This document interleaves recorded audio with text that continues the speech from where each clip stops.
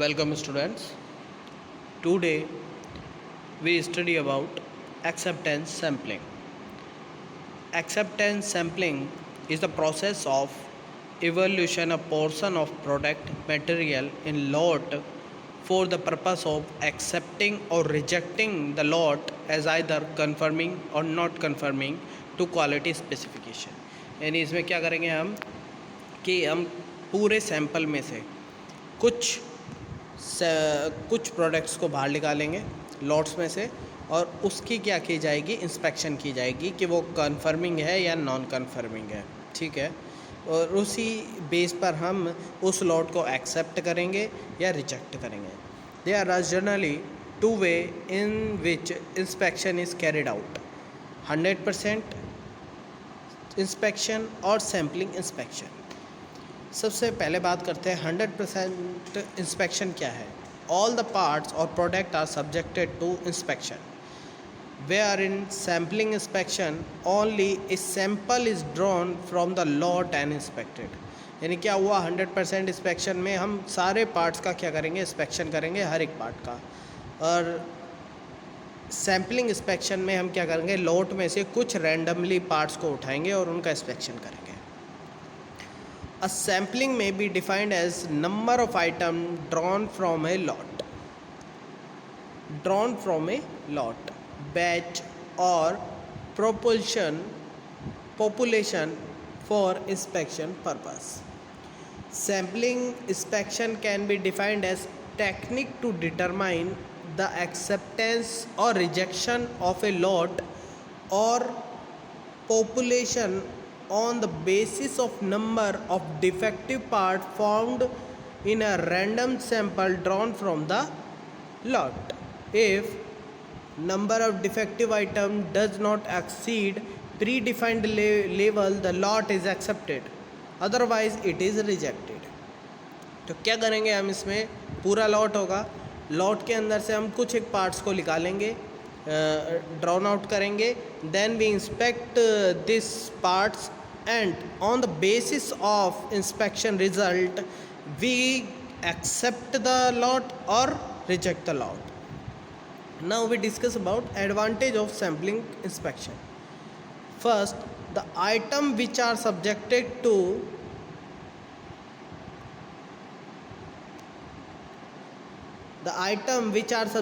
to destructive test must be inspected by sampling inspection only. अब देखो क्या होगा कि हमारा जो टेस्ट कर रहे हैं हम हमारे पार्ट्स के ऊपर, अगर वो डिस्ट्रक्टिव है, यानी क्या हो रहा है, इंस्पेक्शन के बाद वो पार्ट यूजेबल नहीं रहा, टूट जा रहा है, तो क्या करेंगे, उस इंस्पेक्शन के लिए हम सैम्पलिंग इंस्पेक्शन ही कर सकते हैं। अगर हम 100% करेंगे तो हम सारे पार्ट्स को तोड़ ही देंगे। ठीक है, इसलिए इंस्पेक्शन सैम्पलिंग की यहाँ पर इसकी एडवांटेज है। The cost and time required for sampling inspection is quite less compare to 100% inspection.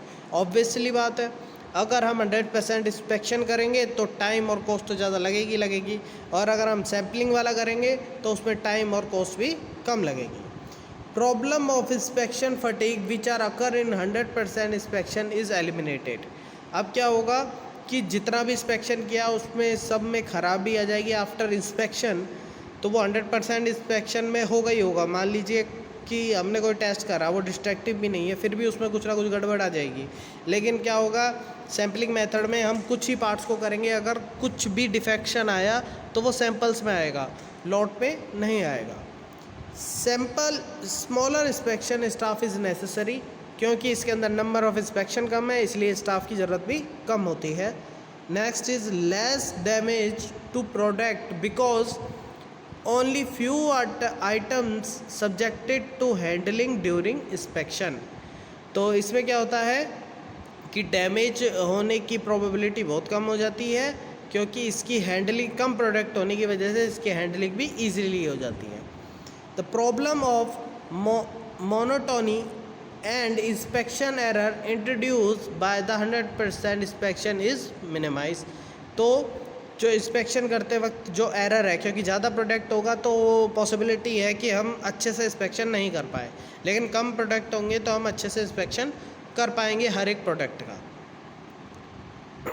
The sampling method can be defined as, sampling method को हमने कुछ पार्ट्स में डिवाइडेड किया है। जैसे फर्स्ट बात करें, simple random sampling, selecting a sample in such a way that each item in a lot has an equal chance to being selected is called random sampling. इसमें हम क्या करेंगे, लॉट होगा, उसमें से कहीं से भी रैंडमली पार्ट को उठाकर उसका इंस्पेक्शन कर देंगे। दूसरा है stratified sampling. For stratified sampling the following rules should be followed. कुछ रूल्स है। First, drawn proportional sample according to their rule inspection lot should whenever possible it is divided into sub lots on the basis of homogeneity। अब क्या होगा कि सारे part एक ही जैसी size के, एक ही जैसी फंक्शन करने वाले नहीं होंगे, तो हम क्या करेंगे पूरे लॉट को उनकी होमोजेनिटी यानी कि जैसे एक जैसे वर्क करने वाले पार्ट्स को एक लॉट बना देंगे, दूसरा लॉट बना देंगे, ऐसे डिफरेंट लॉट बना देंगे। ठीक है। Next, drawn simple item from all parts such sub lot or the inspection lot। अब क्या करा हमने, अलग अलग कर दिए, उनको सब लॉट बोल दिया है। Next, drawn simple item blind without any bias। अब हम क्या करेंगे कि हर में से एक रैंडमली क्या करेंगे, हर एक लॉट में से एक एक आइटम निकाल लेंगे और उनका इंस्पेक्शन कर देंगे। नेक्स्ट जो हमारा सैम्पलिंग मेथड आता है वो है systematic sampling. When the item is in lot are presented in an orderly manner such as piles of mild steel sheet or stack of cement bags। ठीक है।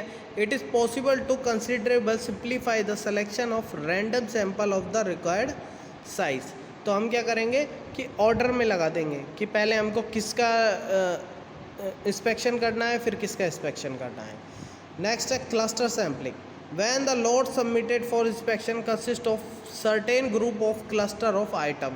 अब इसमें क्या होगा, मान लीजिए हमारे पास बॉक्स है। अब बॉक्स में बहुत सारे क्या है, बहुत सारे बॉक्स है, हमारे पास 100 बॉक्स है, और 100 बॉक्स में क्या है, जैसे मान लीजिए हमारे पास मैच बॉक्स रखे हैं।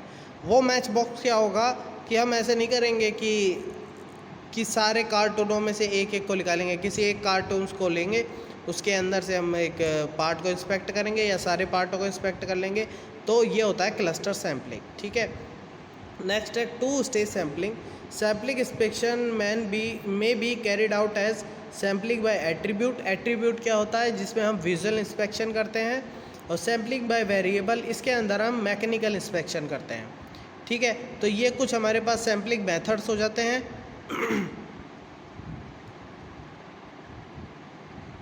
Okay, thank you. Okay student, some method, some relation of sampling acceptance which is used, some symbols we discuss about in this chapter. First is capital N, which is number of piece in a given lot या lot size। Small n, number of peace in a sample, जो हम sample के लिए निकालते हैं। Capital M, number of defective pieces in a given lot of size n, यानी जो हमारे लॉट में से कितना डिफेक्टिव पीस निकल रहा है। Small m, number of defective piece in a given sample of size n। Small n जो हमने सैम्पलिंग के लिए लिए थे उनमें से कितना डिफेक्टिव निकला है वो स्मॉल m है। C क्या है, acceptance number, the maximum allowable number of defective piece in a sample of size, यानी कि ये क्या होता है एक्सेप्टेंस नंबर। मान लीजिए हमने 100 पीस निकाले, तो हम ये मान के चल रहे हैं कि इसके अंदर 5 या 6 तो क्या है डिफेक्टिव निकलेंगे, वो है एक्सेप्टेंस नंबर, यानी इतना निकलेगा तब भी हम लॉट को क्या करेंगे, एक्सेप्ट करेंगे। पी क्या है, फ्रैक्शन डिफेक्टिव इन ए गिवन सबमिटेड लॉट, ये है फ्रैक्शन डिफेक्टिव जो है defective upon number of lot. P dash, true process average friction defective of A product submitted for inspection. P बार क्या है, average friction defective in observe sample. P A क्या है, probability of acceptance, और P C है consumer risk. अब हम बात करते हैं ऑपरेटिंग कैरेक्टरिस्टिक कर्व की, OC। The operating characteristic curve for an attribute sampling plan is a graph of fraction defective in a lot against the probability of acceptance. For any fraction defective P dash in a submitted lot, the OC curve shows the probability PA that such a lot will be accepted by sample plan in a single sampling plan. 3 parameters are specified: n lot size, n sample size, c acceptance number.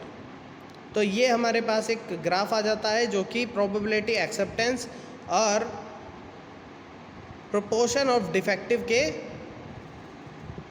बीच में हमको मिलता है। अब इसमें आप देख सकते हो कि जहाँ पर डिफेक्टिव क्या है 0, वहाँ पर प्रोबेबिलिटी एक्सेप्टेंस 100% है।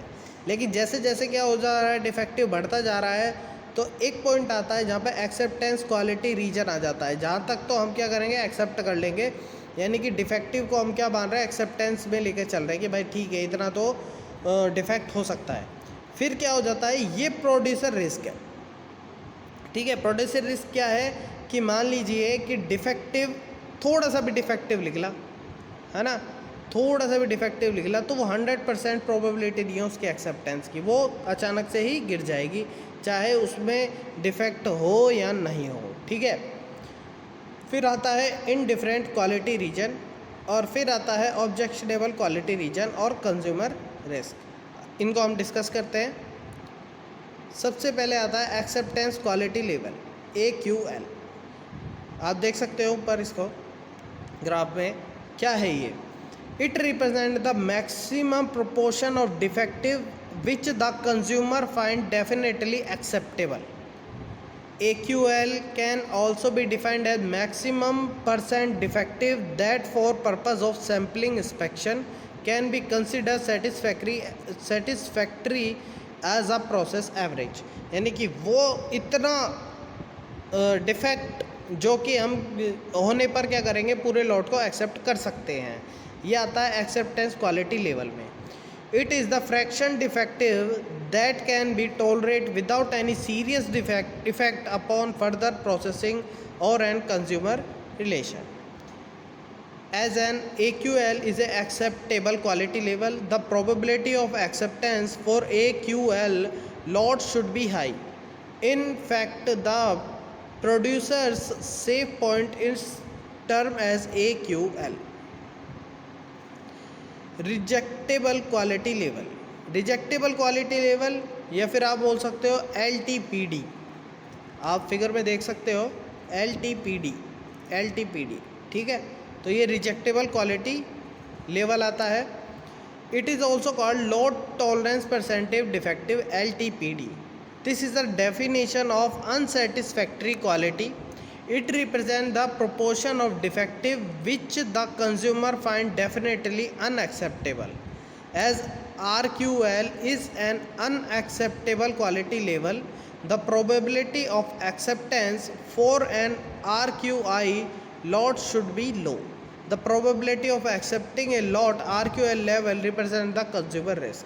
और अगर क्या हो रहा है कि यहाँ पर कस्टमर LTPD के बाद भी क्या कर रहा है कि एक्सेप्ट कर रहा है, तो वो किसकी रिस्क है, कंज्यूमर के रिस्क है।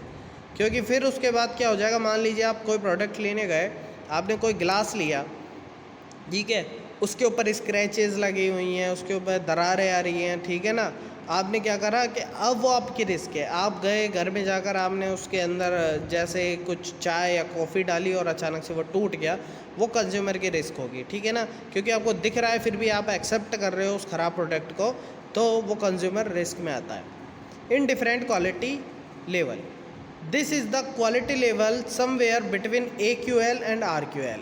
ये AQL और LTPD के बीच वाला जो रीज़न है वो इन डिफरेंट क्वालिटी रीजन है। It is frequently defined as the quality level having a probability of acceptance of 0.50 for a given sampling plan.